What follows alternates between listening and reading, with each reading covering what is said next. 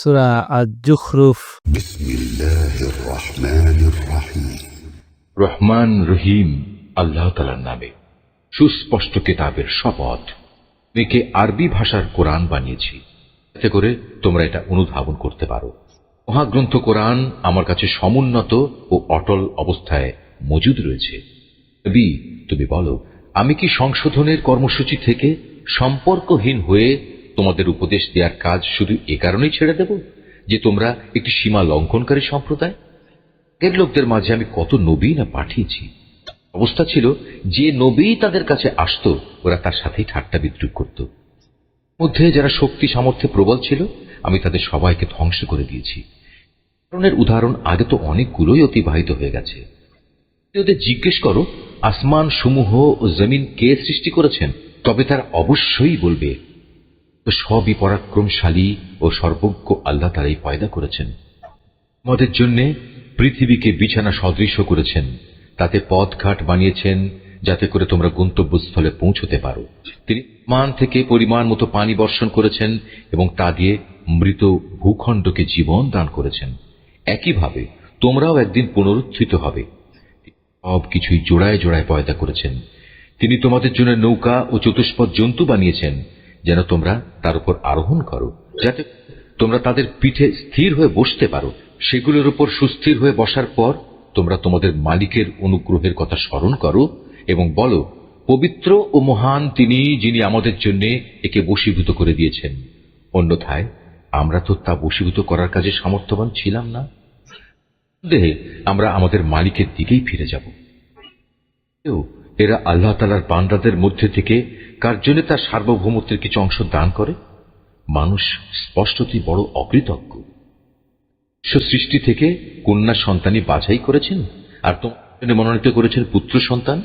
অত যখন কাউকে সে কন্যা সন্তানের সুসংবাদ দেয়া হয় যার বর্ণনা ওরা দয়াময় আল্লাহ তাআলার জন্য দিয়ে রেখেছে, তখন তার নিজের চেহারাই কালো হয়ে যায় এবং সে মনস্তাপক্লিষ্ট হয়ে পড়ে।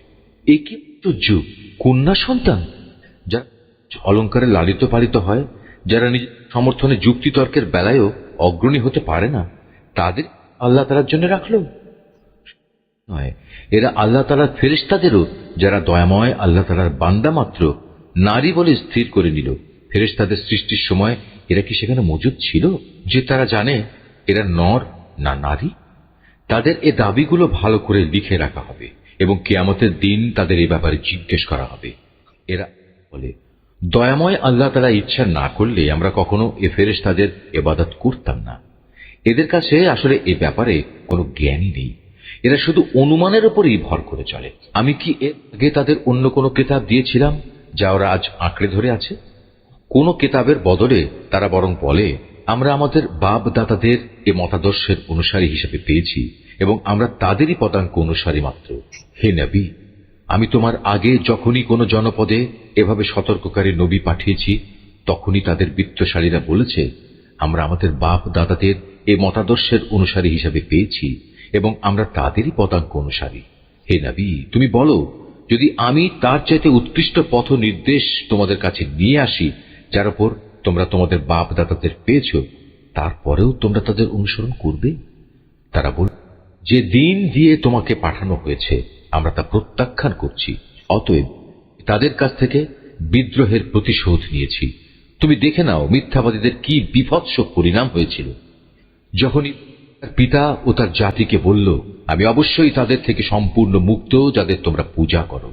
হ্যাঁ, ইবাদত শুধু তাঁরই করি যিনি আমাকে পয়দা করেছেন। নিঃসন্দেহে তিনি আমাকে সৎ পথে পরিচালিত করবেন।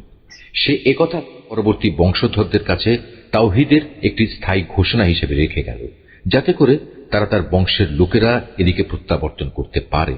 এ সত্ত্বেও আমি তাদের ধ্বংস করিনি, বরং আমি তাদের ও তাদের বাপ দাদাদের পার্থিব সম্পদ দান করা অব্যাহত রেখেছি, যতক্ষণ না তাদের কাছে সত্য দিন ও পরিষ্কার ঘোষণা নিয়ে আরেকজন নবী এসে হাজির হয়েছে। কিন্তু যখন তাদের কাছে সত্য দিন এসে গেল, তখন তারা বলতে লাগলো, এ তো হচ্ছে জাদু, আমরা তো কিছুতেই তা মেনে নিতে পারি না। তারা এও বলল, এ কোরআন কেন দুটো জনপদের কোনো প্রভাবশালী ব্যক্তির উপর নাজিল হলো না? হে নবী, তারা কি তোমার মালিকের রহমত বন্টন করছে, অথচ আমি তাদের দুনিয়ার জীবনে তাদের মধ্যে তাদের জীবিকা বন্টন করেছি। আমি তাদের একজনের উপর আরেকজনের বৈষয়িক মর্যাদা সমুন্নত করেছি, যাতে করে তারা একজন অপরজনকে সেবক হিসেবে গ্রহণ করতে পারে। কিন্তু তোমার মালিকের রহমত অনেক উৎকৃষ্ট, তারা যেসব সম্পদ জমা করে তার চেয়ে বড়। যদি একথা না থাকতো যে দুনিয়ার সব মানুষ একই পথের অনুসারী হয়ে যাবে, তাহলে দয়াময় তাআলার অস্বীকারী কাফেরদের ঘরের জন্য আমি রৌপ্য নির্মিত ছাদ ও সিঁড়ি বানিয়ে দিতাম, যার উপর দিয়ে তারা উঠত নামত। তাদের ঘরের জন্য সাজিয়ে দিতাম রৌপ্য নির্মিত দরজা ও পালঙ্ক, যার উপর তারা হেলান দিয়ে বসত। প্রয়োজনে নির্মিতও করে দিতে পারতাম। আসলে এর সব কয়টি জিনিসই তো হচ্ছে পার্থিব জীবনের ধন সম্পদ। আর হে নবী, আখিরাত ও তার সম্পদ তোমার মালিকের কাছে, একান্তভাবে তাদের জন্য যারা আল্লাহ তাআলাকে ভয় করে। আল্লাহ তাআলা স্মরণ থেকে মুখ ফিরিয়ে নেয়, আমি তার জন্য একটি শয়তান নিয়োজিত করে দিই। তারপর সেই সর্বক্ষণ তার সাথী হয়ে থাকে। তারাই অতঃপর তাদের আল্লাহ তাআলার পথ থেকে দূরে সরিয়ে রাখে, অথচ তারা নিজেরা মনে করে তারা বুঝি সঠিক পথের উপরই রয়েছে। যখন এই ব্যক্তি দিন আমার সামনে হাজির হবে, তখন তার সাথী শয়তানকে দেখে সে বলবে, হায় কত ভালো যদি আজ আমার ও তোমার মাঝে দুই উদয়াচলের ব্যবধান থাকত, তুমি কত নিকৃষ্ট ছিলে আমার। বলা হবে, যখন তোমরা শয়তানকে সাথী রূপে গ্রহণ করে নিজেদের উপর জুলুম করেছিলে, তখন আজও তোমরা এই আযাবে একজন আরেকজনের অংশীদার হয়ে থাকো। হে নবী, তুমি বলো, আজ এগুলো তোমাদের কোনো রকম উপকারই দেবে না। হে নবী, কিছু পারবে অথবা পারবে কি পথ এসে অন্ধকে, যে সুস্পষ্ট গুমরাহি মজ্জিত? অতঃপর আমি থেকে উঠিয়ে নিয়ে গেলেও আমাকে এদের কাছ থেকে বিদ্রোহের প্রতিশোধ নিতে হবে, অথবা তোমার সে শাস্তির বিষয় দেই যেটার ওয়াদা আমি দিয়েছি, তাতেও এই প্রতিশোধ কেউ ঠেকাতে পারবে না। আমি অবশ্যই তাদের উপর ক্ষমতায় ক্ষমতাবান। অতএব এই গ্রন্থ যা তোমার ওহী করে হয়েছে তা শক্তভাবে আঁকড়ে তুমি অবশ্যই পথের উপর রয়েছ। নিঃসন্দেহে আনটা তোমার জাতির জন্য উপদেশ, অচিরেই তোমাদের জিজ্ঞাসা হবে। হে নবী, তোমার যেসব রাসূল দিয়েছিলাম তুমি তাদের জিজ্ঞেস করে দেখো, আমি কি কখনো তাদের জন্য দয়াময় আল্লাহ তাআলা ছাড়া অন্য কোনো মাবুদ ঠিক করে দিলাম যার আসলেই কোনো ইবাদত করা যেত? আমি মূসাকেও আমার নিদর্শন সমূহ দিয়ে ফেরাউন ও তার পারিষদদের কাছে পাঠিয়েছিলাম। অতঃপর সে তাদের কাছে গিয়ে বলল, আমি হচ্ছে সৃষ্টিকুলের মালিকের রাসূল। যখন সে সত্যি সত্যি আমার নিদর্শন সমূহ নিয়ে তাদের কাছে এলো, তখন সাথে সাথে তারা তাকে নিয়ে হাসি ঠাট্টা করতে লাগলো। আমি তাদের যে নিদর্শনই দেখাতাম তা আগেরটা চাইতে বড় হতো। সবই যখন ব্যর্থ হলো, তখন আমি তাদের আযাব দিয়ে পাকড়াও করলাম, যাতে করে তারা আমার দিকে ফিরে আসে। আযাব দেখলেই তারা মূসাকে বলতো, হে জাদুকর, তোমার মালিক তোমার সাথে যে ওয়াদা করেছেন তার ভিত্তিতে তার কাছে আমাদের জন্য দোয়া করো। নিষ্কৃতি পেলে আমরা সঠিক পথে চলব। অতঃপর আমি যখন তাদের উপর থেকে আযাব সরিয়ে নিলাম, তখনই তারা মূসাকে দিয়ে অঙ্গীকার ভঙ্গ করে বসল।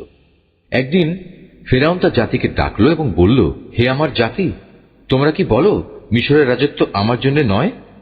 এই নদীগুলোকে আমার প্রাসাদের নিচে দিয়ে প্রবাহিত হচ্ছে না? তোমরা কি কিছু দেখতে পাচ্ছ না? আমি কি সে ব্যক্তি থেকে শ্রেষ্ঠ নই যে খুব নিচু জাতের লোক, এবং সে তো নিজের কথাগুলো পর্যন্ত স্পষ্ট করে বলতে পারে না? নবী হলে তাকে সোনার কঙ্কন পরানো হলো না কেন, কিংবা তার সাথে দল বেঁধে আসমানে ফেরেশতারাই বা কেন এলো না? এসব বলে সে তার জাতিকে বেকুব বানিয়ে দিল। এক পর্যায়ে তারা তার কথা মেনেও নিল। আসলে ওরাও তো ছিল এক নাফরমান সম্প্রদায়ের লোক। যখন তারা আমাকে দারুণভাবে ক্রোধান্বিত করল, তখন আমিও তাদের কাছ থেকে প্রতিশোধ নিলাম এবং তাদের সবাইকে পানিতে ডুবিয়ে দিলাম। আমি পরবর্তী বংশধরদের জন্য তাদের ইতিহাসের উল্লেখযোগ্য ঘটনা ও শিক্ষণীয় দৃষ্টান্ত করে রাখলাম। হে নবী, যখনই মারিয়াম পুত্রের উদাহরণ পেশ করা হয়, তখন সাথে সাথে তোমার সম্প্রদায়ের লোকেরা খুশিতে চিৎকার জুড়ে দেয়। তারা বলতে থাকে, আমাদের মাবুদরা ভালো না সে মারিয়াম পুত্র ঈসা ভালো? আসলে এরা কেবল বিতর্কের উদ্দেশ্যেই এসব কথা উপস্থাপন করে, বরং এরা তো কলহপরায়ণ জাতিই বটে। মূলত সে ছিল আমারই একজন বান্দা, যার উপর আমি অনুগ্রহ করেছিলাম। তাকে বনী ইসরায়েলদের জন্য আমি আমার কুদরতের একটা অনুকরণীয় আদর্শ বানিয়েছিলাম। আমি চাইলে তোমাদের বদলে ফেরেশতাদের পাঠাতাম। সে অবস্থায় তারাই দুনিয়ায় আমার প্রতিনিধিত্ব করত। সে মরিয়ম পুত্র ঈসা হবে মূলত কিয়ামতের একটি নিদর্শন। হে নবী, তুমি লোকদের বলো, তোমরা সে কিয়ামতের ব্যাপারে কখনো সন্দেহ পোষণ করো না। তোমরা আমার আনুগত্য করো, কেননা এটাই তোমাদের জন্য সহজ সরল পথ। শয়তান যেন কোনো অবস্থায় এ পথ থেকে তোমাদের বিচ্যুত করতে না পারে, সেদিকে বিশেষভাবে খেয়াল রেখো। নিঃসন্দেহে সে হচ্ছে তোমাদের প্রকাশ্য দুশমন। ঈসা যখন স্পষ্ট দলিল প্রমাণ নিয়ে এলো, তখন সে তার লোকদের বলল, আমি তোমাদের কাছে প্রজ্ঞা নিয়ে এসেছি, এবং তোমরা যে আমার অবস্থান সম্পর্কে নানা মতবিরোধ করছো তা আমি তোমাদের স্পষ্ট করে বলে দেব। অতএব তোমরা আল্লাহ তাআলার আযাবকে ভয় করো এবং আমার কথা শোনো। আল্লাহ তাআলাই হচ্ছেন আমার মালিক, তোমাদেরও মালিক। অতএব তোমরা তাঁরই ইবাদত করো। এটাই হচ্ছে সরল পথ। এ সত্ত্বেও তাদের বিভিন্ন দল তাকে নিয়ে নিজেদের মধ্যে নানা মতানৈক্য সৃষ্টি করল। অতঃপর দুর্ভোগ ও কঠিন দিনের আযাব তাদের জন্যই, যারা অযথা বাড়াবাড়ি করল। তারা কি ফয়সালার জন্য কিয়ামতের ক্ষণটি আসার অপেক্ষা করছে? তা কিন্তু একদিন আকস্মিকভাবেই তাদের উপর এসে পড়বে এবং তারা টেরও পাবে না। সেদিন দুনিয়ার বন্ধুরা সবাই একে অপরের দুশমন হয়ে যাবে। অবশ্য যারা আল্লাহ তাআলাকে ভয় করেছে তাদের কথা আলাদা। সেদিন আমি পরেশগার বান্দাদের বলবো, হে আমার বান্দারা, আজ তোমাদের কোনো ডর ভয় নেই, না তোমরা আজ দুশ্চিন্তাগ্রস্ত হবে। এরা হচ্ছে সেসব লোক যারা দুনিয়াতে আমার আয়াতসমূহের উপর ঈমান এনেছে। মূলত তারা ছিল আমার অনুগত বান্দা। আমি আরো বলবো, তোমরা এবং তোমাদের সঙ্গী সঙ্গিনীরা জান্নাতে প্রবেশ করো। সেখানে তোমাদের সম্মানজনক মেহমানদারি করা হবে। সেখানে তাদের উপর সোনার থালা ও পান পাত্রের প্রচুর আনাগোনা চলবে। যা কিছুই তাদের মন চাইবে এবং যা কিছুই তাদের দৃষ্টিতে ভালো লাগবে তা সবই সেখানে মজুদ থাকবে। উপরন্তু তাদের বলা হবে, তোমরা এখানে চিরদিন থাকবে। আর এটা হচ্ছে সেই চিরস্থায়ী জান্নাত যার আজ তোমরা উত্তরাধিকারী হলে। এটা হচ্ছে তোমাদের সে নেক আমলের বিনিময় যা তোমরা দুনিয়ার জীবনে করে এসেছো। এখানে তোমাদের জন্য প্রচুর পরিমাণ ফল পাকড়া মজুদ থাকবে, যা থেকে তোমরা প্রাণ ভরে খেতে পারবে। অপরদিকে অপরাধীরা থাকবে জাহান্নামে, সেখানে তারা থাকবে চিরদিন। মুহূর্তের জন্যও তার শাস্তি তাদের থেকে লঘু করা হবে না এবং একান্ত হতাশ হয়েই তারা সেখানে পড়ে থাকবে। এ আযাব দিয়ে কিন্তু আমি তাদের উপর মোটেই জুলুম করিনি, বরং তারা বিদ্রোহ করে নিজেরাই নিজেদের উপর জুলুম করেছে। জাহান্নামের প্রহরীকে ডেকে বলবে, ও হে প্রহরী, আজ তোমার প্রতিপালক যদি মৃত্যুর মাধ্যমে আমাদের ব্যাপারটা শেষ করে দিতেন তাহলেই ভালো হতো। সে প্রহরী বলবে, না, তা কিছুতেই হবার নয়। এভাবেই তোমাদের এখানে চিরকাল পড়ে থাকতে হবে। নবী বলবে, আমি অবশ্যই তোমাদের কাছে সত্য দিন নিয়ে এসেছিলাম, কিন্তু তোমাদের অধিকাংশ লোকই এ থেকে অনীহা প্রকাশ করেছিল। তারা কি নবীকে কষ্ট দেওয়ার পরিকল্পনা গ্রহণ করেই ফেলেছে? তাহলে তারা শুনুক, আমিও তাকে কষ্ট থেকে বাঁচানোর আমার পরিকল্পনা চূড়ান্ত করে রেখেছি। তারা কি ধরে নিয়েছে আমি তাদের গোপন কথা ও সলা পরামর্শ সমূহ শুনতে পাই না? অবশ্যই আমি তা শুনতে পাই। তাছাড়া আমার পাঠানো ফেরেশতা যারা তাদের ঘাড়ের পাশে বসে আছে তারাও তো সব লিখে রাখছে। হে নবী, তুমি এদের বলো, যদি দয়াময় আল্লাহ তাআলার কোনো সন্তান থাকত তাহলে আমি তার প্রথম ইবাদত গুজারদের মধ্যে অগ্রণী হতাম। আল্লাহ তাআলা অনেক পবিত্র, তিনি আসমান সমূহ ও জমিনের মালিক, মহান আরশের তিনি অধিপতি। এরা যা কিছু তার সম্পর্কে বলে তিনি তা থেকে পবিত্র।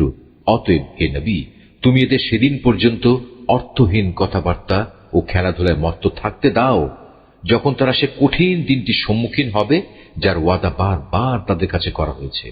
তিনি হচ্ছেন আসমানেও মাবুদ, জমিনেও মাবুদ। তিনি বিজ্ঞ, কুশলী, সর্বজ্ঞ। প্রভূত বরকতময় তিনি। আসমান সমূহ, জমিন ও এ উভয়ের মধ্যবর্তী স্থানে যেখানে যা কিছু আছে, এ সব কিছুর একক সার্বভৌমত্ব তাঁর জন্যেই। কিয়ামতের সঠিক খবর তাঁর কাছেই রয়েছে। পরিশেষে তোমাদের সবাইকে তাঁর কাছেই ফিরে যেতে হবে। তাকে বাদ দিয়ে এরা অন্য যেসব মাবুদকে ডাকে তারা তো আল্লাহ তাআলার কাছে সুপারিশের কোনো ক্ষমতাই রাখে না। তবে যারা সত্যের পক্ষে সাক্ষ্য দেবে তাদের কথা আলাদা। হে নবী, তুমি যদি তাদের জিজ্ঞেস করো কে তাদের পয়দা করেছেন, তারা বলবে অবশ্যই আল্লাহ তাআলা। তাহলে বলো, তোমরা তাকে বাদ দিয়ে কোথায় কোথায় ঠোকর খাচ্ছ? আল্লাহ তাআলা তার রাসূলের এ বক্তব্য সম্পর্কেও জানেন। হে আমার মালিক, এরা হচ্ছে এমন লোক যারা কখনোই ঈমান আনবে না। হে রাসূল, অতঃপর তুমি এদের থেকে বিমুখ থাকো। এদের ব্যাপার ক্ষমা সুন্দর দৃষ্টিতে দেখো এবং তাদের উদ্দেশ্যে বলো সালাম, কেননা অচিরেই ওরা সত্য মিথ্যা জানতে পারবে।